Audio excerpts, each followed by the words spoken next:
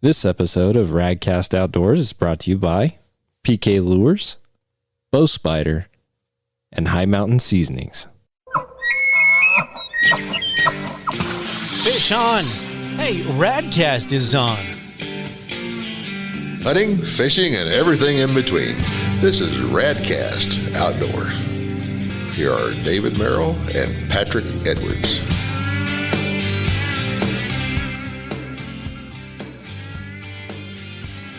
Well, hello and welcome to another episode of Radcast Outdoors. I'm Patrick Edwards and I have David Merrill on the phone, which is the first time, David, isn't it? This is the first time phoning. This is a little weird, but I'm here, everyone. So I'm actually hanging out in the studio, and David is where? I am on the road, hitting 5 states up, but currently in Nevada, Las Vegas. All right. So David's quite a ways away, about 12-hour drive from here, and we're going to do some recording today. But first, I want to talk about one of our sponsors, and that's PK Lures, and it is ice fishing season officially. I've seen some posts from some friends of mine that have already been out on Boysen, so I need to get my button gear and get out there and do some fishing. There's a little bit of ice out there, and I know across the Midwest and the North, there's a lot of people already way ahead of me in doing the fishing thing. But I will tell you, PK Lures is the place to go this time of year if you need some jigging spoons. You know, Christmas is right around the corner. Maybe you forgot to buy somebody a Christmas present and you need to get something, so you can do that as well. So if you want to get some great ice fishing equipment, you can go to pklure.com, pick up some great spoons. I would recommend, especially this time of year, typically people get on the crappie early ice. The PK Tungsten Predator is an absolute crappie killer. So you can, again, get those at pklure.com. And I have a special guest in here with me today, a guy that I really enjoy being around, and he bailed me out big time this summer. I'm going to tell this story just to kind of introduce him a little bit, but I raise pigs, and this is the 5th year in a row I've raised feeder hogs, and this year was a unique year. It was hard to get a hold of feed, and it was just a real pain in the butt, and he bailed me out big time and was able to get me enough feed to actually get my hogs raised. So I owe him a lot, but Mr. Tyler McCann, welcome to the show. Yeah, thanks, man. So Tyler, he's a rancher here in Wyoming. He's got a specialty meat business, Wyoming Cowboy Cuts, and he brought in some snack sticks I can't wait to eat, just so you know. A little charcuterie, some good stuff to get after. And, you know, I really wanted to bring him in here because we've done a lot of hunting, we've done a lot of fishing, we've done a lot of outdoors stuff, but we really haven't talked about meat and we haven't talked about protein. So figured we'd have you in to talk about that. So again, welcome. Cool. Yeah, thank you. Thanks for having me. Yeah, absolutely. That's my favorite thing to talk about, eating. Me too. And I know David likes that too, huh, David? The best part of getting to be an outdoorsman is preparing whatever dish, and that's our secret sauce is what dishes we're going to prepare for our families. But that's not the bonus. I mean, anymore, that's kind of the gist of a reason why we see, you know, the growing demographic in people coming to the outdoors, whether it be fishing or hunting, or even if it's just, I guess, hobby farming. So, Tyler, I mean, how does your business fit into this growing market, whether it's domestic or wild game? You know, it's been interesting. We looked into this for about 5 or 6 years before we actually kind of hung out our shingle and said, we're really going to do this. I had, you know, kind of a food background, really. And we wanted to figure out another way to market. You know, we have a big commercial ranch, and we saw where there was some of the marginalized stuff that we needed to find a way to capitalize on. Some of these cattle that had froze ears off or a tail, or, you know, maybe had a cosmetic blemish. Having always, my uncle owned a very upscale restaurant in Vail, and I used to go there on the weekends as a kid and stuff. And so I always was into food, and we started to see where that would fit into ranching and be able to market that. And in doing that, I've seen and heard more people. There's kind of this renaissance of food and charcuterie and hunting and outdoorsmen. All of those things are the food tourism, that's something I'd never even heard of 3 years ago. And then you look into it, that's a huge deal. So tell me a little bit more about food tourism. So, we're starting to try and capitalize on it here in central Wyoming. We do the beef roundup. This will be our third year doing it. But if you think about, you go to Napa, California, you're going to go on a wine tour. You go to Kentucky, you're going to go on a whiskey tour. Those things are getting to be more of a mainstream idea that you're going somewhere to see what they do there, whether it be food or wine or whatever that is. And so we're trying to kind of capitalize on that here in Wyoming with being big beef country and start doing a little bit of that too. Yeah, and I know the prices of beef have just gone astronomical over the past couple of years. And I mean, you look at any of the markets, really. I mean, poultry is super high, lambs, goats. I think people are thinking a lot more about meat than they ever have. Because they have to. I mean, especially if you have a family and you got to put meat on the table, you're paying a lot closer attention to the meat markets and kind of what's going on. So can you talk a little bit about what's driving that right now? So we've gotten so good at producing these really high quality, super cheap proteins. We created this whole machine that was so highly efficient, but it was all centralized. And we saw that break down a year and a half ago, and how vulnerable it was to something like COVID.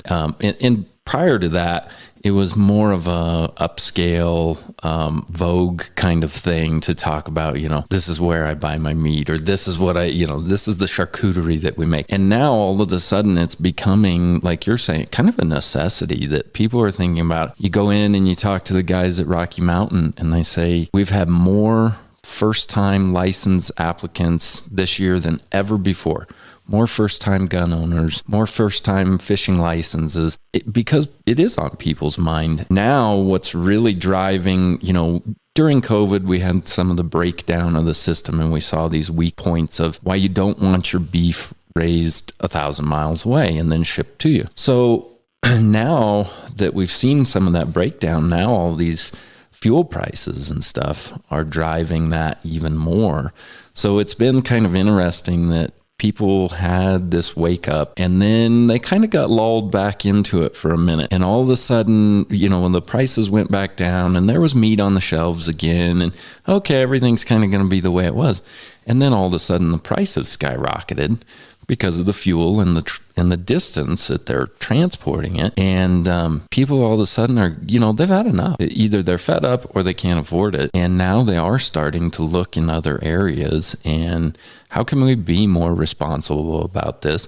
How can it be more affordable? Those are all things that they're having to address because it's been such a prolonged amount of time. Before, you'd have a little spike in the market and, cattle were higher or poultry was higher, one of these other things. And people, they'd kind of switch. Well, we'll do pork instead of beef this Christmas, And now where it's been prolonged and it's affecting everything, they're going, wait a minute, we can't keep doing this. So now they're actively looking for some other outlet. Right. And I mean, David, you can talk about that a little bit. I know you and your family subsist a lot on the elk and antelope and deer. I think that's kind of been a big mainstay for you, but is becoming that more for other people, isn't it? It certainly is probably the number one motivation as I've been out and about touring. I don't want to say trophy hunter, but the big game hunter that's going out just for the thrill of enjoying the outdoors and reminiscing of years of dad's past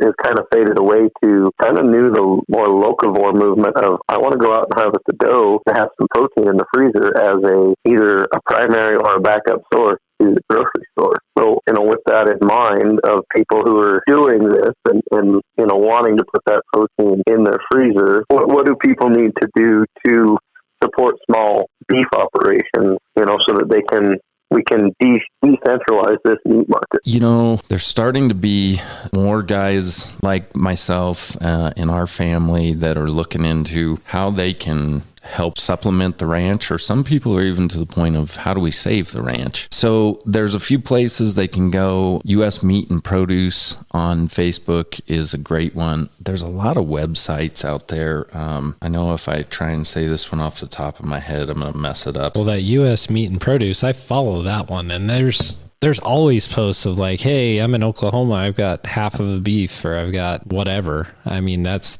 been a pretty cool thing to watch it grow. Yeah, and you can go on there and just search for your state and then even break it down further than that. And you can find somebody that has goats, chicken, beef, produce, whatever it is that's right in your area.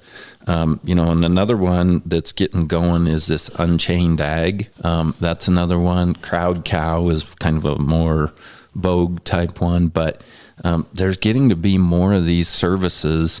And I think that's the big difference from previously when people were doing this direct to consumer sales. It was kind of limited to word of mouth. And now with the internet and everything else, and Facebook being so prevalent, all the social medias getting out there. I mean, we have posts on just our socials that have like 10,000 views. I mean, it's crazy. Mm-hmm. And so, we have people pretty regularly call and ask us if we ship meat out of state. And we're not even to that point yet. We've doubled in size every year since we started. We still can't even keep just Fremont County and Riverton supplied. So we're just kind of going out in concentric circles. We're a long ways from that. But there's so many of those kind of services out there now that consumers can look into. And likewise, ranchers and farmers, they need to get active in direct marketing to help keep that going. I see more and more people all the time, and people ask me if I'm worried about, so-and-so is selling this at the farmer's market. And I said, that's great, because there may be a day where I'm out of lamb and they can go right across over there and they can get the lamb that they're after. Or I don't sell chicken, but I know 3 or 4 people that do, and it's amazing. The difference in the product that you get is just unbelievable. But I always tell people I appreciate having that other person at the farmer's market or my neighbor selling his beef, because everybody that's not going to the grocery store to buy it, that's a win for all of us. Well, and one of the big things we saw from COVID was the shortage on the meat packing houses and the places to actually get your animals butchered, right? And when you support your local people who are raising stock in your area, you're also supporting that place that's cutting up your meat. And so it's a win-win for the entire community. And I know Genuine Meats just got started here. They did my pork. They did a great job. Those kind of places are what you want. So can you talk about that a little bit? How it's kind of like a community. It all works together between the producer, the butcher, and the consumer, and how all that kind of works. When we're really fortunate here in Wyoming, especially in central Wyoming, we have so much of that. What are there now? 3 USDA inspected facilities just in Fremont County. I mean, that's amazing. And then we have a few private ones too. So, we have the Food Freedom Act. And we really take it for granted. I had Lacey Block come down to the beef roundup, and if you want to look up, I don't know if I would have kept doing it if I had to go through as many struggles and red tape as what she did. I've followed her on Facebook and stuff for years now, and she has Ranchers Rebellion beef. It's just amazing how much struggle she had. So we're really fortunate here in Wyoming that we have pretty much a wide open market. Example of you and I meeting over the corn. Every time we do something like that to where we're supporting someone closer to us, it keeps making that cycle easier and stronger. So now I market chicken feed, and people go, well, that has absolutely nothing to do with producing beef, right? And it doesn't, except that now I'm able to buy machinery to produce the grain for my beef, but the people that are producing eggs or feeding chickens in our area, they could only go to the store before, and they were subject to whatever price the co-op or Baumgars or whatever national company wanted to charge them. And so now we can cut out all of that extra transportation. You don't know how long that feed has been sitting in some storehouse or on a truck or whatever. And now they come to me. I'm already mixing chicken feed. I'm already mixing steer feed. And then somebody runs out of pig feed. And you go, yeah, we can do that too. So it does continually get easier, and we're strengthening our community. I'm ordering almost 5 times the amount of grain this year as I have in years past because of all these other little businesses that have sprouted up from that. You know, we had a lot of people that came to us and said, well, where do we go with our chicken eggs? I said, you know, I sell to the Kinnear store. You can take your chicken eggs in there. They're always looking for more eggs. So now we have all these little places popping up that they have local beef, they have local chicken, local eggs, local pork. So it's really interesting to see, you know, we thought it was going to be this long, arduous task of, you know, how can we ever do this together? It's been weeks, months, just and we have the one restaurant that we supply in town. She's almost exclusively all our beef now, and that's in less than a year. Wow. So that's incredible. It really does the snowball effect. It really grows exponentially when people kind of step out of what they're used to and start doing something a little closer to home. Yeah, absolutely. So you're literally in the middle of nowhere. Like, for people that don't know, like Tyler and his family, they are ranching literally in the middle of nowhere, Wyoming. I mean, it's pretty remote. Yep. You're a long way from, you know, a fuel supply or, you know, a grocery store or anything like that. And, you know, how did you decide, you know, hey, I want to go out and ranch in the middle of nowhere and start doing this? I mean, how do you just justify, hey, I'm going to go do that? So love, of course.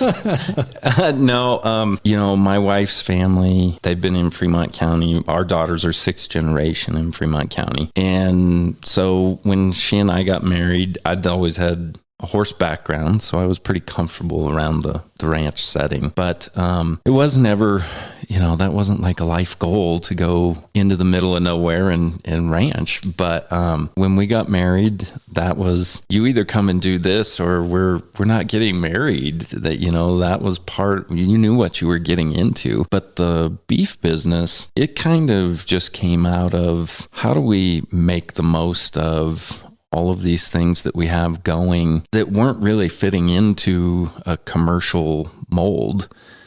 It was not a goal at all to start a beef business. And I still think I should probably have my head examined for doing it. But it was just the kind of the natural progression of things. We wanted to see more of what we could do at home. We always kind of had a love of food, and we were, you know, baking our own bread and those kind of things. And it was just, we have all of this here. Why are we not doing this? It was kind of, and looking back on it now, it was odder that we weren't doing it than getting it going. So one of my thoughts while you were talking a little bit is one of the barriers to entry as far as local beef was, you know, I've got to go talk to the rancher and buy the cow, and then I've got to go talk to the butcher and have him butcher it, and then I got to go pick up a whole beef, right? And that's, now I've got to have an extremely large chest freezer, if not 2, to store that. And by the time you get around, you know, a family of, say, 4 gets around to eating the whole thing, you're getting the tail end starting to get freezer burnt, and you're eating 12-month-old beef, right? The one thing that I think people should start doing is get in league with your neighbor, or get in league with your fishing buddy, or get in league with, who knows, you get 2 or 3 families come together and all buy a quarter or a half, and then you're going through that meat in 3 months or 4 months or 6 months. How do they go about doing that with this program you're starting? Yeah, so that was, you know, that was one of the things that we saw like a year and a half ago during the middle of COVID was people wanted to get access to that, but we had to make smaller quantities because if they had the means to buy a whole or a half beef, which is normally how people break it down, if they had the means to do that, they probably didn't have the freezer and they couldn't get one. And so we started to break it down, and we now have some retail boxes. But other states, you know, like I said, we're really fortunate here in Wyoming that we have the Food Freedom Act. I can take a beef into an uninspected facility and still sell it to a consumer as long as they are informed ahead of time that this is where this is going.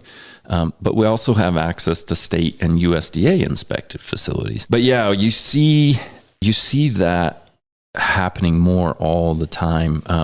There's beef shares. A lot of states that don't necessarily have a Food Freedom Act like we do, they still have some way that consumers can go to the producer. And as long as the producer is selling to the final user, they can do that legally. There's very few states where that's no longer legal. But you need to check into that first.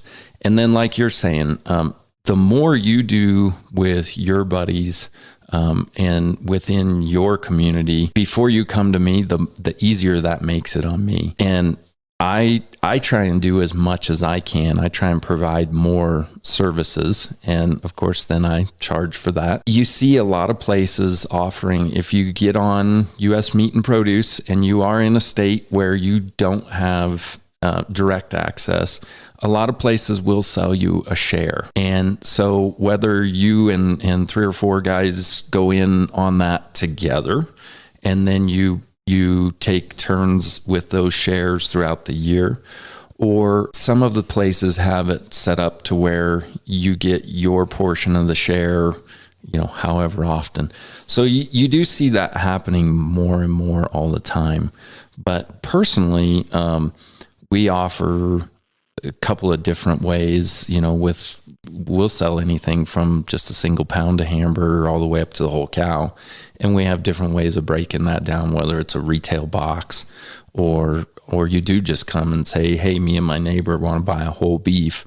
What's that price? So there is more access to that all the time, but that's one of the biggest things that I get from people is they're almost intimidated by it. Like, well, I've never done this and I don't know how much a lot of people don't understand that it's a large chest freezer, if not that and a little more. Mm-hmm. So getting used to that, there's portions of the beef that you're going to get when you do buy a whole or a half, or pork, mm-hmm. that you're probably not used to seeing, that you don't get at the grocery store because they're grinding that and making it into some other value-added product. So if you're not familiar with cooking round steak, you're going to learn a whole lot about round steak real quick, because that's like 28% of the animal.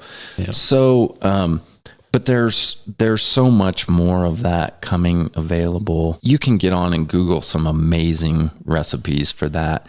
And if you're used to doing stuff with game, you probably have a pretty good idea of what you're going to do with that. So I think there's more of that happening all the time.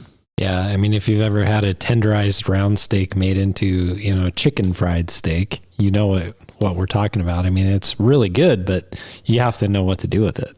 Because if it just shows up and you're like, oh, that's a round steak, I'm going to throw it on the grill. Well, it might be a little tougher than you were expecting. But no, I think that's great. And that, you were talking about how people can order from a pound to an entire animal. I've been doing this for years here in Wyoming. I mean, that's just, we've lived on wild game and then buying from a local rancher pretty much my whole life. I mean, we just don't buy much from the grocery store, if ever. It's kind of an interesting thing when you talk to people who aren't used to that, right? They're used to going to the grocery store, getting the big tube of hamburger or whatever. There's a lot of people that do that, but for me, it's just like we typically go get boxes of meat and we go throw it in the chest freezer and it's ready to go and it's really good. But I wanted you to talk just a little bit about the difference between doing something like that here locally and getting something from, a large meat packing plant, and kind of what people should expect the difference to be between those two, because they're not the same. Yeah. So this is the one that I always, that's always the first question that I get is,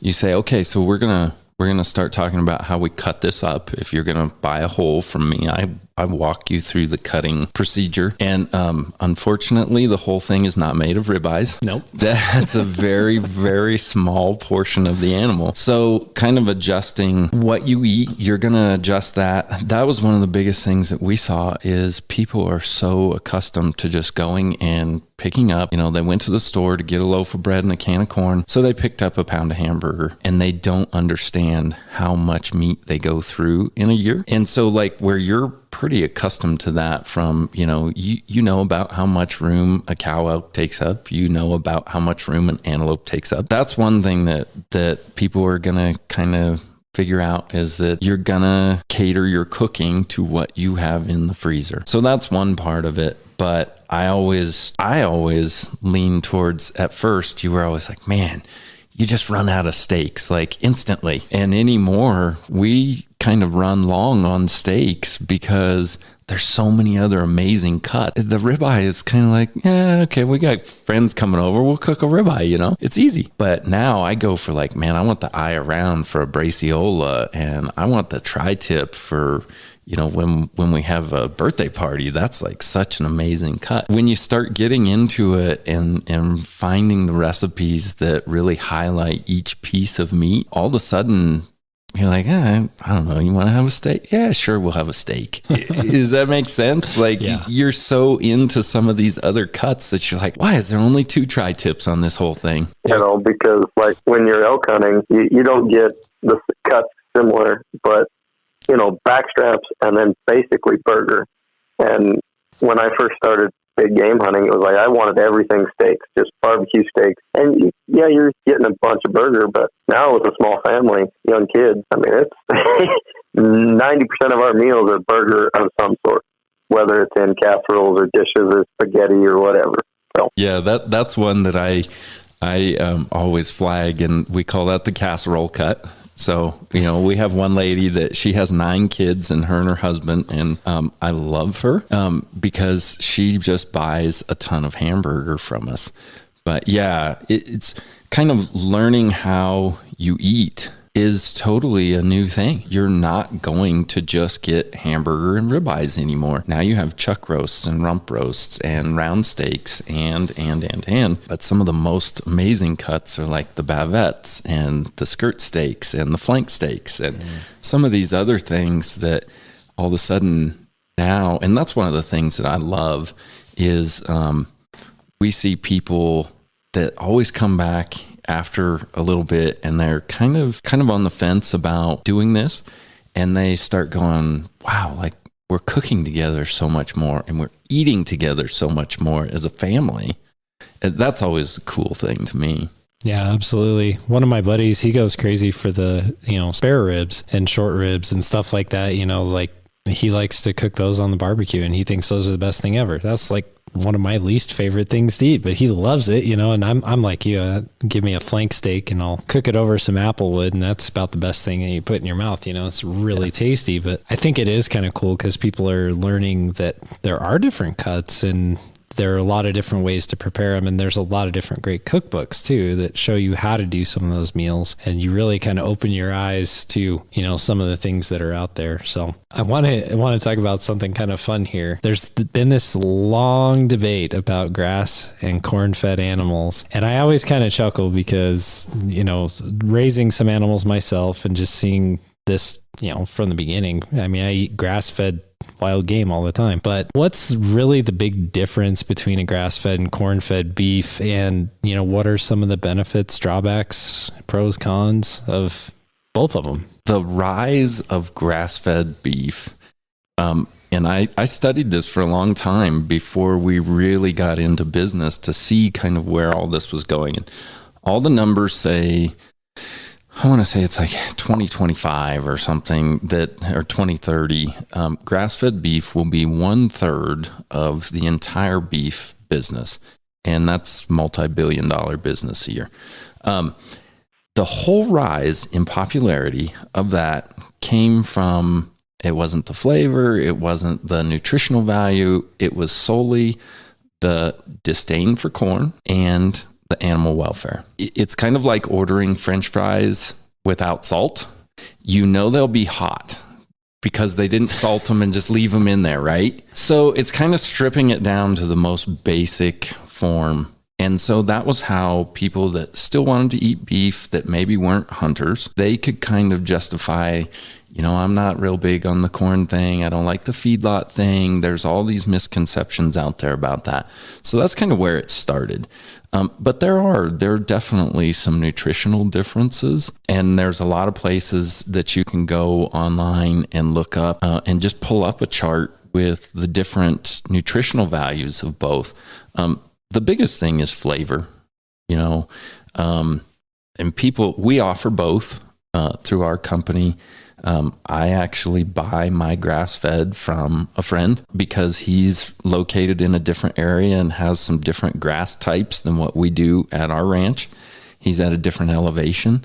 And just like you guys know, you get one of these deer that was out where our ranch is versus up around Moran Junction, and they're going to be two totally different tasting animals. So I actually looked, I'm a corn-fed fan. That's my groove. But we actually looked quite a while to see if there was, knowing that more and more people go towards a grass-fed beef all the time, if there was a place to market there.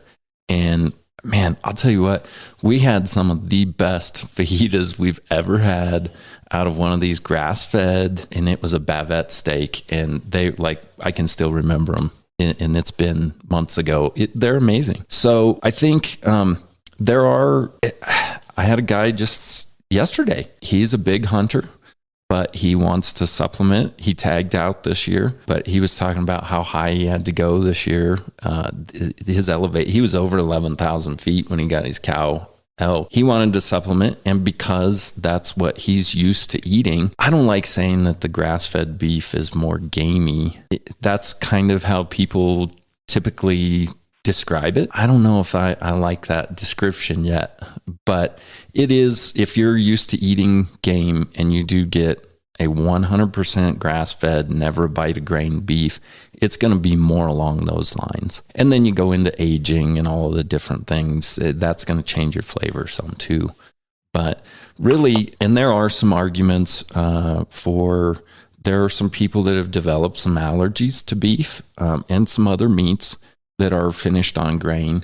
And they claim that they can eat the 100% grass finished. And so I think they're getting more aware of those kind of things all the time. So it's just really, for me, it comes down to flavor. I don't have any big issue one way or the other, but there are definitely people that plays into their decision on how they want to eat. And I think it's cool that market is opening up to where those people can still have access to beef. I know one guy that he will only eat game because of how it lived. Right. And that seems to be a big trend too, is how did that animal live? And there's places, I think you were telling me about this, that you can actually get like a full history on the animal that you're eating, like where they were from, where they lived, and kind of have a full description, right? Yeah, you're seeing more, like the little brochures I brought in, we've got the QR codes now, and you're starting to see more people moving towards that. If you're in the Pacific Rim and say Japan, and you scan the QR code on your eggs, you can see where those were raised and how they were raised. And we're moving towards that with the marketing of our beef.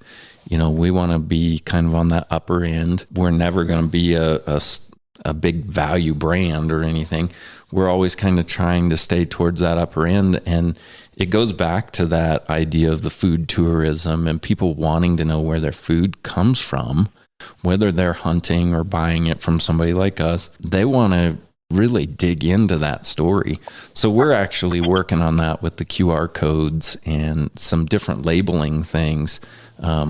We may not be able to tell you that specific animal, but we're going to get into the gist of how we raise them. So our main product is never been in a feedlot, but they do get grain twice a day. They're always out on fresh grass, and it is a little more labor intensive. But that was kind of how grandma and grandpa did it. They always had that one steer that had some blemish on him that they went ahead and just kept around the place. And they knew that feeding him a little extra, whatever the crop was that year, there was some extra feed stuffs available, whether it was corn or oats or barley or whatever. They knew that changed the flavor and got them a little more tender. And so that steer laid around out behind the house, all summer until it was time to butcher. And so we kind of tried to stay along those lines. That probably limits us. We're not ever going to be a big, huge commercial producer, but it's fun that we have, we want to be kind of like wine marketing, and where we're going to have, if you like a Kendall Jackson, you can have a Shiraz or a Merlot or a Cabernet. We're kind of trying to go along those lines too and say, here's our corn-fed product, here's our grass-finished. Now we're even moving into getting a little bit older cows and finishing them, and it's a whole new flavor. So, yeah. I don't think I've ever even thought of that. So that's an interesting one to get into. I'll bring you guys a sampler pack next time. Yeah. I'll have to try it out.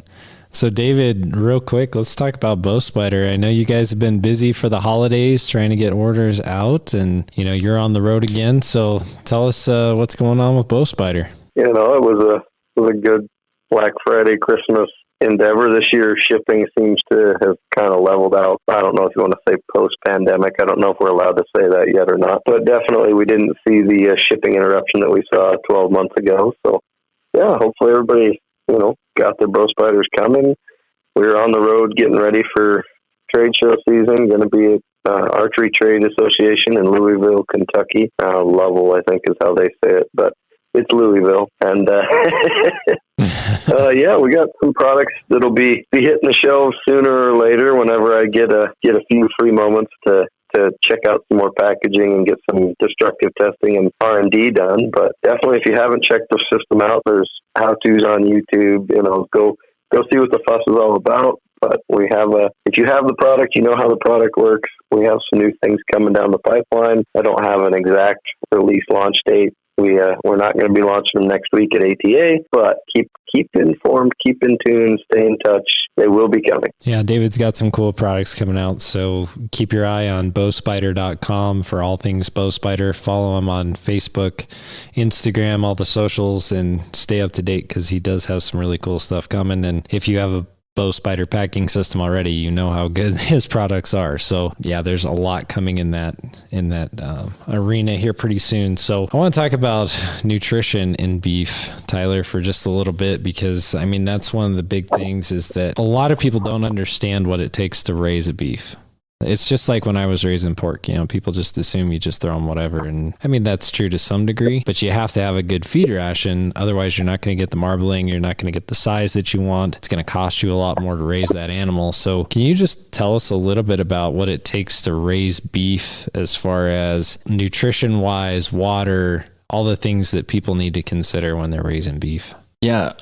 We have a pretty basic. We see in like feedlots and stuff, they really push that outer limit, where they're trying to just pack pounds per day. And ours is more focused on flavor.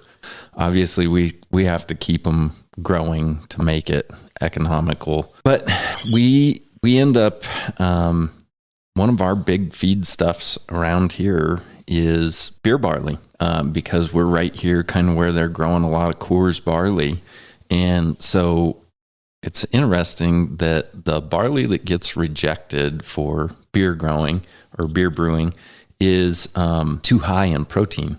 Apparently it makes the beer foam too much or so. I never had a problem with beer foaming too much, but I guess if you're Pete Coors, you do. But so we get a lot of those kind of things that are kind of cast-offs of some other product. And so the biggest thing for us, especially like going through the winter, and I've had a pretty steep learning curve trying to keep this going. Like right now with this really mild winter we're having, it's pretty simple. But as the temperatures drop and things like that, you have to keep their nutrition dialed in so that you're still gaining. You know, our whole big thing is we don't have any added steroids or hormones. That changes the game a little bit there, because then you're solely reliant on your nutrition and your genetics. We end up sending off feed samples periodically to see what maybe this year's corn may test a little higher than last year's, or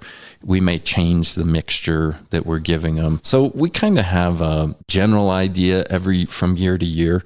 Then we kind of Kentucky windage from there, what we might have to supplement. But ours is pretty simple. We don't try and get so sophisticated that you can't do it. But there are places that they actually have nutritionists or veterinarians on staff, and they go through those rations weekly. So there's a whole science all just to that.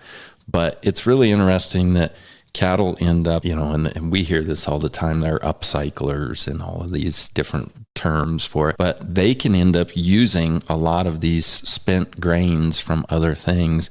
One of the big ones it's kind of hard to get here, it's more of a further east from us, is the used distillers grains, which is a byproduct of ethanol production.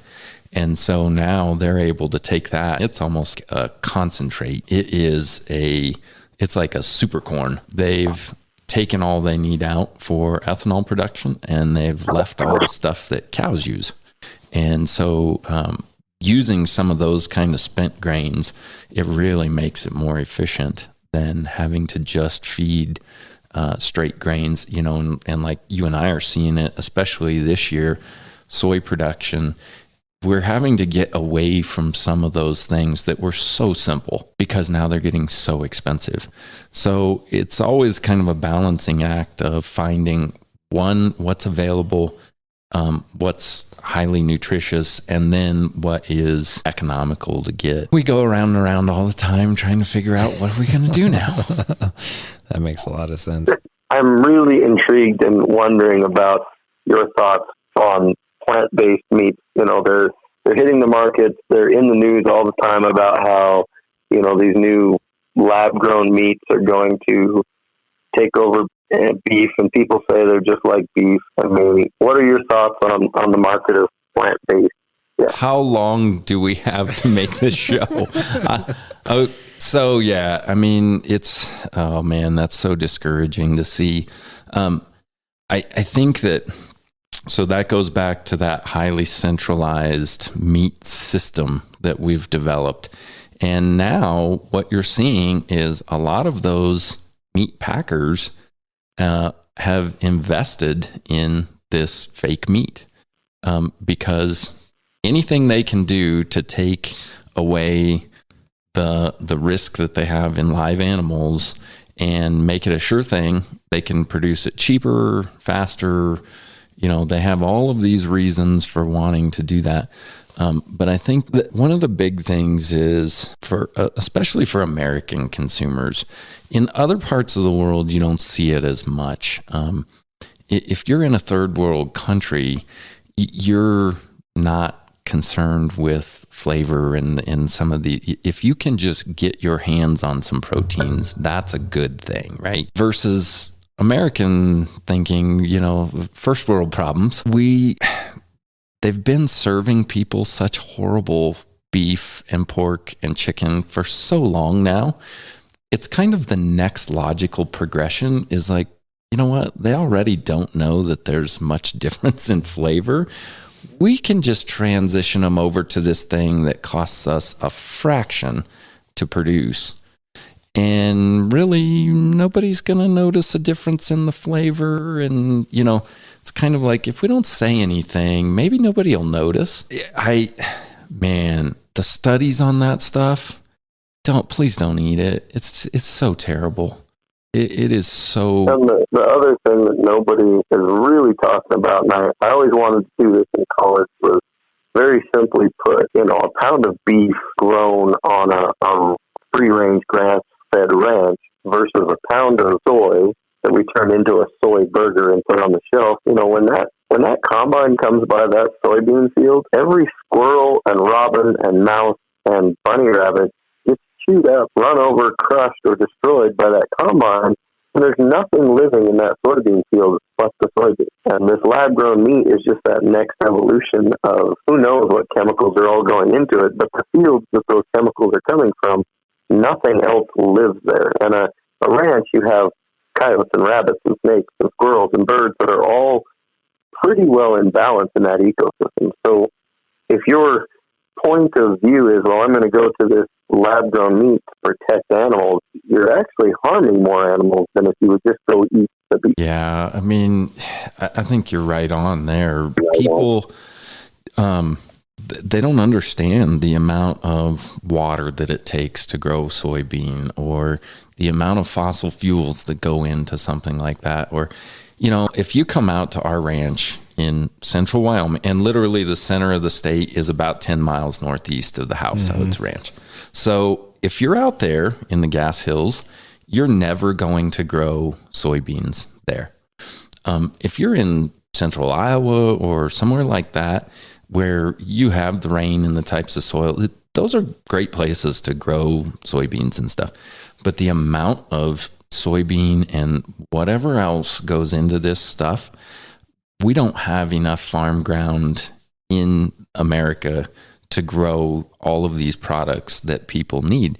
And then, like you're saying, you can come out to our ranch and these cattle are using the grasses that aren't any good to people, and they're using it on soil that will not grow soybeans, and they're using it with hardly any fossil fuels. Other than just the three of us driving around in the old Dodge, there's not a lot of fossil fuels getting burnt to produce this. So, you know, that's another big thing you hear so much about with the fake meat is the carbon footprint, you know? And so if that actually factors into your decision, and maybe that's why you're going out and hunting, and that, I think that's amazing. If you're buying from someone local, our beef has never gone more than about 100 miles in its life, and then it can be on your plate.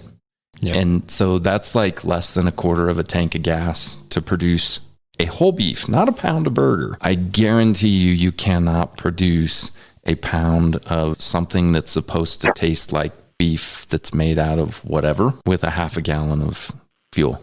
Yeah. I like, there's a meme out there and it has, you know, the plant-based meat, and then it's got a steak in it, and it says, you know, all the ingredients for the plant-based meat, and then the one ingredient for the steak, you know, it's the beef. Yeah. And I mean, to me, it's kind of funny because it's just another fad to me. It's another thing where they're like, hey, this is the cool next thing to catch on to because it's more humane, it's more this, it's more that. And it's like, well, when you really think it through, it's actually not. And, you know, to your point, the local grown beef tastes so much better.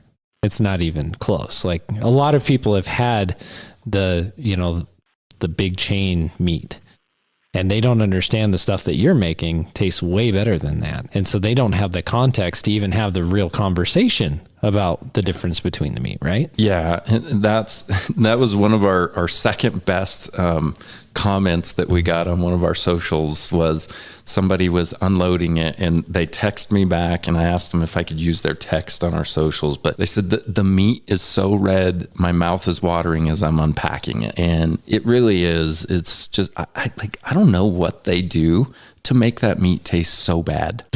We joke that we're beef snobs. Like, so when we go out to a restaurant, unless it's Brown Sugar or someone Bunk's Barbecue in Riverton where they serve our meat, we're like, we'll try the fish, or, you know, let's try something else. It really is such a night and day difference in the quality of the product. In Wyoming, and I think probably a lot of your audience is the same way. Like, we eat so much better than what most people go out and pay for at a very expensive restaurant on a daily basis. Like, you come over to our house and have hamburgers, and people are like, what did you do to these? Nothing, man. Like, pulled them out of the freezer and put them on the grill. Yeah, exactly. I think to your point on that, it's like, we're so used to it here. But you go to, like, say you go to Denver, you know, that's a close big city, or somewhere like that. Most people don't get that. Like, they are used to going to the grocery store and picking up the package of hamburger, and it's totally different, like completely different. Yeah. Yeah, or even something really high end, like going out to a Ruth Chris Steakhouse or something like that. And now we kind of joke, we're like, it's all right. That one that we had on Wednesday night, it was probably a little bit better than this, but it's all right. So I want to talk to you about charcuterie for just a little bit because, it's become a really big deal.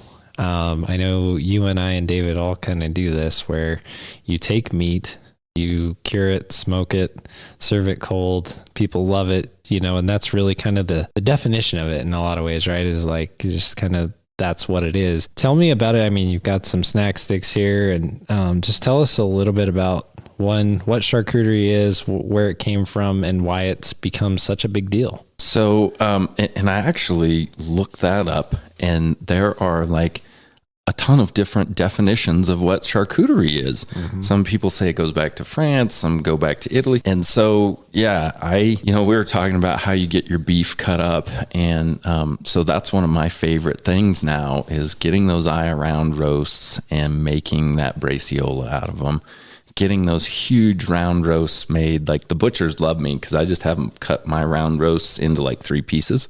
And then that's what all my jerky is made out of. But yeah, charcuterie is basically dry cured meats. And so like we have some challenges here in central Wyoming being in the desert. Most of the dry cured stuff, jerky, you want the drier environment. So we can make all kinds of jerky. My wife's grandfather used to make it over the campfire, and they would keep the campfire going and they would pepper it in the late fall or late summer, early fall to keep the flies off of it. And that was what jerky was, just smoked next to the fire, dried out in the sun with a little pepper on it. And so it can be as basic as that all the way up to a fermented mixed product with, pork and beef or game. But game meat does some awesome charcuterie. A lot of it, you want the really lean. The braciolas, that's kind of a fun one that I do pretty frequently because they don't take as long as like a prosciutto. You got like a year invested in that bad boy. And there's a lot of things that can go wrong in the meantime. So that's a simple one, but all the way down to just taking some of your grind and making snack sticks out of it. There's so much. The more of it I do, the more I find out how little I know about it. It's just a cool hobby. It's been a fun learning thing. And it goes back to that making use of some of those lesser products. All of a sudden, if you break out a braciola, one that we did, we had some guys from New York that came back here. They were doing this locally sourced butcher shop, and they wanted the whole story about small family farms and all this. And they'd run out of that kind of thing on the East Coast. And so they were wanting to come where they knew they could get some product. And so I just had a New York strip steak there. You can do it with kind of any steak. A filet works really good, or even an eye around. Just cut it up on the salt block, and you can just add a little bit of your favorite steak seasoning, and you can eat it just like that. It's called carne cruda. It's basically a tartare minus the egg. These guys were blown away. And the one guy is like downtown New York City, very big investor. He goes, "What is this? This is amazing." I said, it's, you had to come to Pavilion, Wyoming to get cultured. It's okay. It's called carne cruda, old son. That's awesome. So I love charcuterie, man. From just start with just get a little like cheapy dehydrator and start working on some jerky cures. And yeah, it's awesome. Yeah, David, he's got his smoker out here outside the door, and he makes a lot of that stuff. So, David, you can talk a little bit about what you guys did this year with some of your elk and antelope. The easiest way to start really is, you can do it in the oven. You can do it with the little cheese smokers. We got a little bit bigger, fancy smoker out there with the temperature probes and some decent stuff. But let's talk about a little time out and seasoning. They're a sponsor of the podcast, but more importantly, is they're a sponsor of our normal day-to-day food intake at our house. And whether we're doing whole muscle turkey, which is what I like to do, whole muscle charcuterie. For elk, I really like to slice it as thin as you can. If you can get a meat slicer, great. If not, throw that round or that rump roast or whatever off the elk. You can get whatever larger cut you can get and slice it. I like it 1/4 inch thick, and then you just follow the instructions, smoke it, dry it, and it's the way to go. However, the kids and the wife really like the ground meat product. So we grind it. We've got the jerky gun. We shoot it in the sticks, put it on wax paper, stick it in the smoker, and they will eat pounds of that stuff. And it's so good. I mean, and it's good for you too. I mean, that's one of the other things people forget about. It's delicious. And High Mountain does make some great products for it. Hans and his crew, they have some amazing starter packs. If you want to just get your toe kind of dipped in the water, one of the best things you can do is go to High Mountain Jerky's website, pick up a package of jerky cure and seasoning, follow the instructions to a T, whether it's whole muscle, ground, super, super simple. And, that's how I started doing it when I was a kid. I mean, it was just way too easy not to. I think that was my first package of jerky too, was a High Mountain, like way back when. Yeah, it's good stuff. They've been around for a long time. They've got it dialed in. I make, bacon that way. They have a buckboard bacon cure. Yep. I've made ham that way. I mean, you can do so many different things, and it's so much fun when you've made it yourself. I think there's some satisfaction when you say to doing it yourself. Oh yeah. That's always one of, like, bacon. That's an awesome one. Oh man, you talk about a gateway drug right there. Smoking your own bacon. It's like next level. Even like when they don't turn out good and then you have to go and get some store-bought bacon, you're like, oh, yeah, bummer. And then like when you have that awesome one and you're trying to remember, like, how exactly did I do that one? And you got to go back and write down your recipe again. Oh man, bacon is amazing. Well, in ham, I know the last one that I did, as I'm pulling it out of the smoker, I'm drilling all over myself just uncontrollably. I mean, it just smells so good with that applewood smoke. It's like, oh my gosh, this is amazing. Yeah. So I could talk about the food part all day long, but I got to ask you, what is your favorite, if you were to make any kind of charcuterie you wanted to do, what would you make? Oh, so I really like biltong. Because it's super simple.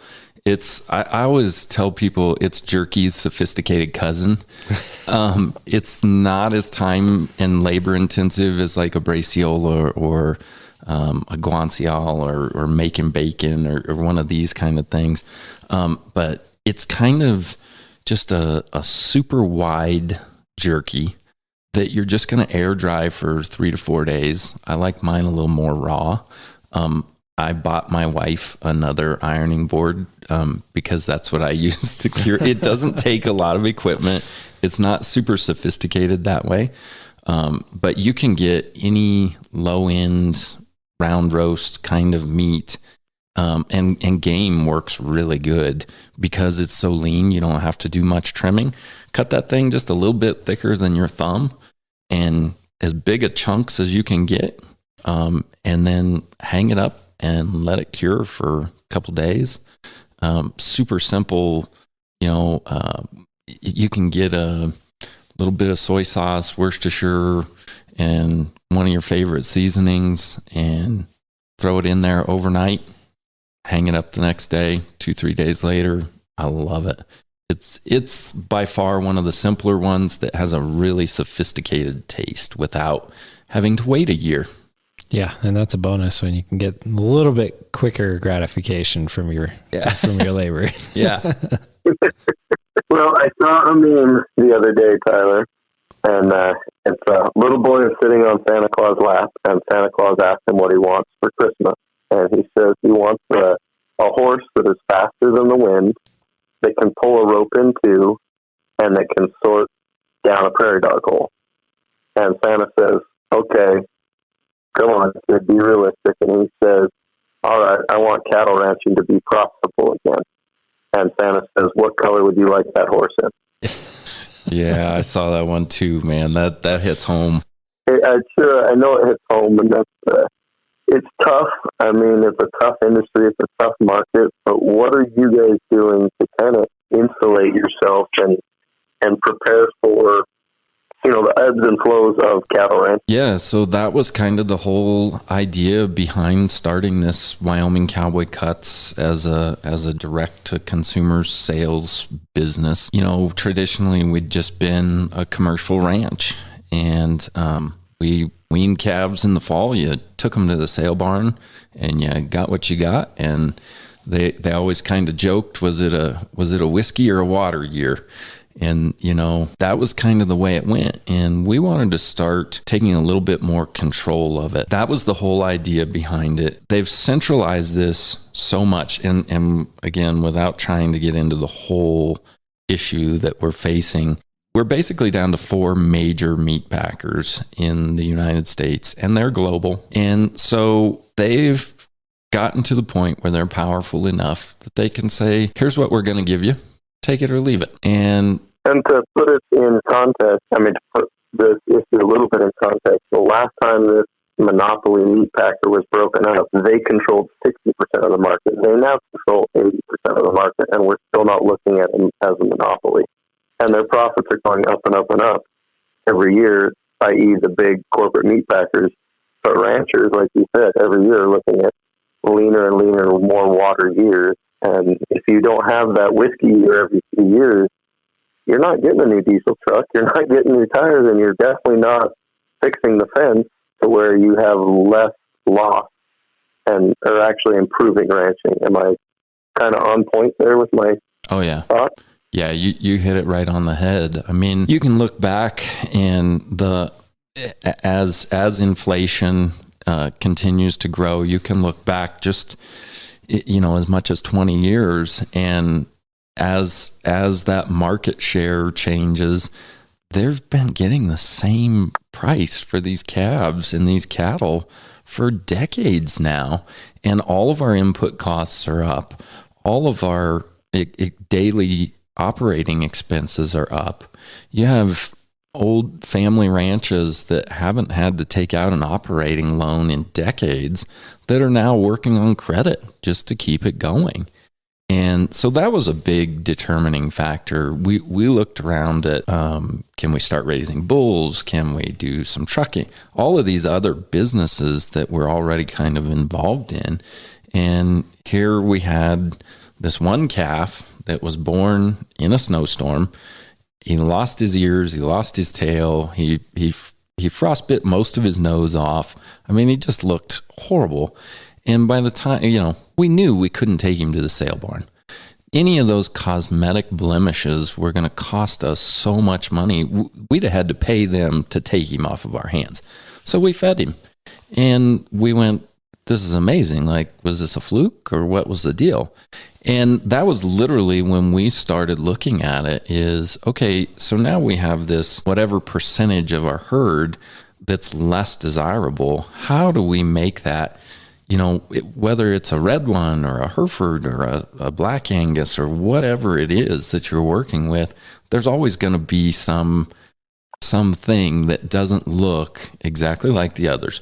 And when you get into this commodity market that the beef has become, they want everything to look the same, act the same, grow they're trying to get as many pounds as fast as possible. That's all they care about. And so they want a genetically engineered modified cow, right? They want that genetically engineered modified cow so they get the same poundage, same yield. They don't want, it's basically this genetically modified corn, except they want it out of a cow so that there's no variance in the market at all. Yeah, it's kind of like the pork market. These pork are all cookie cutter that come out of these barns that they raise them in because they got to fit whatever mold of cut that they want to do for pork chops, for bacon, for all these things. Everything has to be the right size, right? Yeah, and so that was kind of where we started looking at, for us to go out and expand our ranch was going to be several $1 million, and that was before we put $300,000 tractors and $100,000 pickups and the cattle and. So we were looking at putting our kids into debt over trying to expand. So now what's profitable? Is 500 head profitable? Is 1,000 head profitable? Where does that line stop? And that's where we kind of went, wait a minute. We need to look hyper local now. We're really not even interested in shipping meat at this point, because it was something we were already doing. It checked all the boxes for us. You know, it wasn't going to take building a feedlot. It wasn't going to take retrofitting the whole system that we already had to start doing this. So we took that very bottom end of those cattle and we kept them for ourselves, and we reinvested some money back into them. So we took a little bit more risk, and occasionally we lose one or we have to medicate one, and then they go back into a commercial setting. But that was kind of the natural progression of it, that how do we take what we already have and make the most out of it? Well, and going direct to consumer just makes so much more sense, because then you're not, being held to whatever the sale barn's like. Well, you take it or leave it, man. You can put it back on the trailer. I don't care, but this is what you're going to get for it. And what I like about it for you, I mean, you get to kind of make your own way with it, do whatever you want with it, right? Like it's your beef. There are people here that love beef. You've got the market. And so you're able to do that, but you also have to find that avenue to do that. And you've kind of used like the social media, the word of mouth, just being a good neighbor, like stuff like that has really helped you kind of grow that. And I think that's what makes it kind of cool, is that it's not like going to Walmart and getting a big package of steaks. Like when I would come to you and get meat, it's coming to you to get meat, and then like there's something special there that's a little bit different, right? Yeah, I think having that personal connection is so cool, and that's what's made it successful. The pandemic kind of supercharged it. We are probably 10 years ahead of where I thought we would be at this point.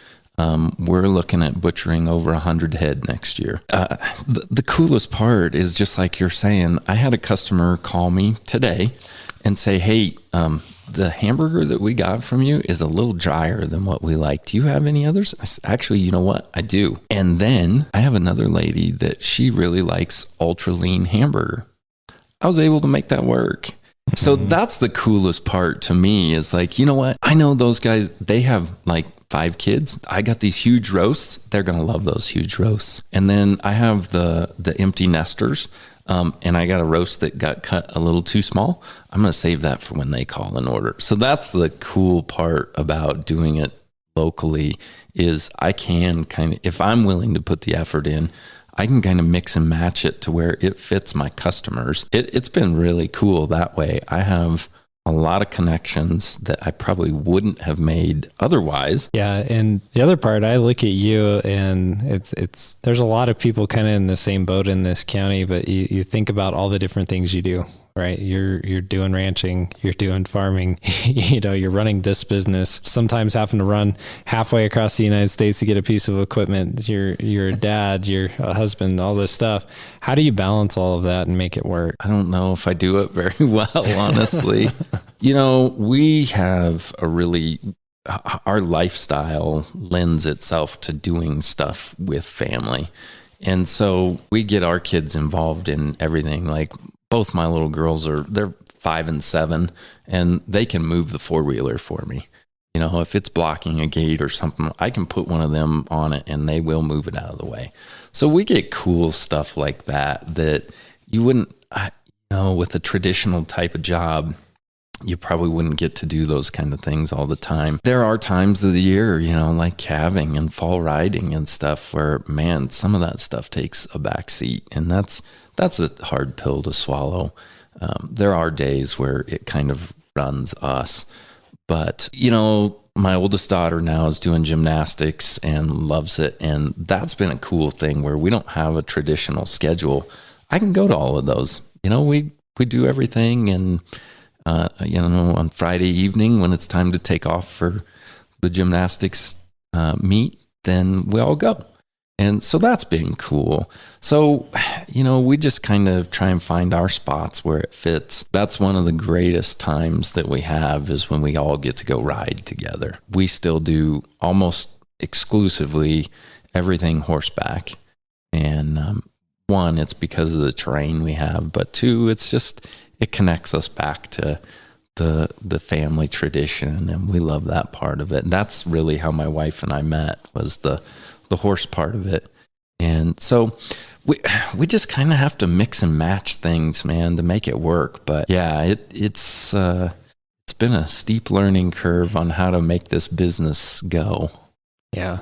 I think work-life balance is something we're all trying to figure out. So I'm always, it's fun when, I'm driving the tractor or doing something and I'm like, man, this is my job. That's so cool. I always just kind of smile. I'm like, I'm actually like doing something that's now with having the beef business, and I can see that link more directly. I don't feel that disconnect of, we took our calves to the sale in the fall and, now I got to go drive the tractor around the field. Now it's like, man, I'm moving these mineral tubs because we're going to butcher these steers and they're going to go to Patrick. And, now seeing that, man, all the time, I'm like, this is so cool. This is what I do for a living. You mentioned you wanted to get your kids hunting. I mean, what kind of things are you wanting to hunt and how are you wanting to get them involved in the outdoors? That's been one of the funnest things. My oldest daughter, she got, for her 6th birthday, she got a Bible and a .22. That was one thing I didn't get to do much as a kid. We didn't do, I went fishing with my grandpa a lot, but we didn't do a lot of hunting and outdoor stuff. We were in the horse business, and so we were always outside, but it wasn't necessarily doing those kind of activities. And so it's fun for me to be able to take my girls, and now that they're both showing an interest in shooting and stuff, that's been really cool. So I'm interested to see how that turns into, hey, can we go hunting? So I really enjoy that part of it. My youngest daughter, she really likes to go shooting with mom. And my wife, if you ever were to break into our house, you'd better hope that it was me at home instead of my wife, because you won't make it if she's there. So it's fun. That's a cool family thing that we get to do. And with having kind of the unconventional schedule, there's times where we're like, there ain't anything to do. It's Tuesday afternoon. The wind's not blowing. Let's go shoot. Right. So it's interesting. And where we are always doing the ranch stuff and outside, it's kind of fun to think that we could plan a hunting trip and it would be something totally different. So it would still be that break in our routine for us to go get to hunt. Yeah. So one of the things I like to do when I bring somebody on who has a business, I like to talk about the business, and I also like to talk about like what's next, because we've talked about kind of where you started, where you're at now. What's next for Wyoming Cowboy Cuts? And if someone wanted to get a hold of some meat and talk to you about that, I mean, how do they do that? So we're WyomingCowboyCuts.com. We're still not shipping out of the state. So unless you know somebody in Wyoming, you're just going to have to come and visit. So, but just this past week, we kind of went to that next concentric circle out. We have put freezers now, going back to that, people having access to it. We've put freezers out in 4 locations around Fremont County, and we've got one in Casper now. And we work with Eat Wyoming and Fresh Foods Wyoming. We can now deliver around the state for, it's almost free, very minimal charge to get meat delivered all throughout the state. So I think we're gonna shore up that whole system this coming year. I don't know if I have much energy for this, another big leap. We're doing the snack sticks and we're doing jerky, so we'll have a whole product line of them coming out. And so we've got them in Rocky Mountain Discount Sports. And hopefully we'll be able to get into all the Rocky Mountain stores by the end of the year. That's a big goal. So that as you're going out on your hunting trip and you don't have something already ready, you can take a better protein with you. So yeah, we're working on getting a few more of those freezers out throughout the community, and you'll be able to order off our website. and then pick that up there so that you don't necessarily have to come the 20 miles of dirt road to Pavilion, Wyoming. It's a ways. Yeah. And if you turn on Teacher's Road, it won't come to my house, right? I learned that one, yeah. Yeah. I might have learned that one. So, I think that's the big thing is getting people where they have a little bit better access to it. And then I want to start helping other people do the same thing. There's more than enough room for all of us doing this. So we're gonna do a little bit more pork this year.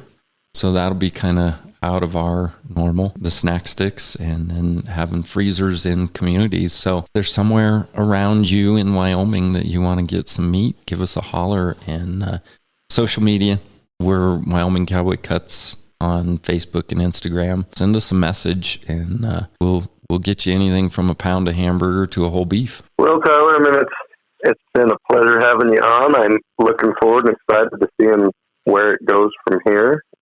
I really, this decentralized meat I think it's a cool thing. It's a needed thing. It's back to that truly local butcher of this is the cut, this is the special, and you've already kind of mentioned that. You're taking that what would be considered an inferior product and making it a superior product, and that's neat to see that vertical integration within your business. And I really do hope you do well. The last question, and this is Patrick and Mars' favorite question to ask, and it's probably the hardest one to answer, is if you could only go out and procure one protein source and cook it one way, what would that be, and how would you cook it? Oh man. So the obvious answer is a New York strip steak, man. You can cook those anyway, and they're awesome. That's my favorite. And as far as game or sure, throw that in there. Okay, so that was the one that you sent me. I want to try caribou. I've tried elk, bear. I've tried a lot of different game meats. And what's the restaurant in Denver that serves in downtown? We went there several times, man. That was so good. They've got everything, and I can't remember. Yeah, they have rattlesnake on the menu and stuff. Mm-hmm. Anyway, caribou is one that I haven't had. So I don't know if that would be an always thing, because I might not like it at all. But that's one that I want to try. It's extremely lean, I will tell you that. And as far as meat hierarchy being, I won't say I was a chinchaka when I lived in Alaska. No, I was a chinchaka. I never made it to sourdough, and sourdoughs are people who live there longer than 5 years, and they're either too crotchety to move out or they're too stubborn. But irregardless, the meat hierarchy in Alaska goes, in my opinion, Dall sheep, then moose, then elk, and then you get down into the caribou. It was not my favorite. It was good, but by far I'd take moose over caribou, and I would take Dall sheep over moose any day of the week. So there's this thing that you can do up in Alaska, at least there used to be, where we took this train ride, and on the train ride they have the different types of protein from up there, and you get to try a little bit of everything. Maybe you and the family can do that one of these days and go try a little bit of everything Alaska has to offer, and take the train ride around Seward. It's pretty cool. But I will say I'd have to agree with David. The Dall sheep was really good. Oh yeah. But I was a little kid, but I remember it was really tasty, and the moose was really good. Yeah. I enjoyed the moose that I've had. Mm-hmm. I really like that. My oldest brother, he gets out quite a bit and hunts every year and does a lot of fishing. And, getting to try some of his moose from his Alaska trip that was awesome. Yeah, absolutely. Well, I want to say thank you again for taking the time. We've been talking about doing this for probably a year. Yeah. It's really good to have you in and talk about, the different markets and, how specialty meat producers like yourself are really kind of getting a foothold and how we can support you in that. And so I would encourage everybody, again, go check them out on Facebook or on their website, Wyoming Cowboy Cuts. Throw them some business, and hey, if you're living in Illinois or Texas or somewhere like that, I'm sure you have a local producer. Check that Facebook group we were talking about earlier, find a local producer, support them, and it's going to be a much better product for you in the end anyway, and it's going to be much more nutritious for you and your family. So support your local producers and get out there and help them out. But again, thanks for coming on, man. It's been great. Yeah, thank you guys for having me. This is cool. Yeah, it was a lot of fun. So again, thank you for listening to this episode of Radcast Outdoors. One thing that really helps us out a bunch is if you can go to wherever you're listening to this from and download the episode. That helps give us credit for our sponsors to know that you're actually listening to it. Share with your friends. Also rate the podcast and subscribe. And, as always, we're going to come back with a lot more good content here on Radcast Outdoors.